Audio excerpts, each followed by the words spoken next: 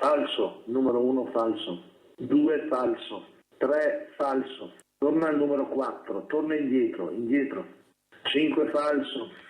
Suggerivano ai candidati le risposte per passare l'esame di teoria della patente. I loro clienti erano stranieri che neppure sapevano leggere l'italiano o italiani già bocciati più volte. La Polizia Stradale di Treviso, coordinata dalla Procura di Padova, ha stroncato un'associazione per delinquere che vede coinvolti anche titolari e collaboratori di autoscuole con sede nel Veneziano e a Castelfranco.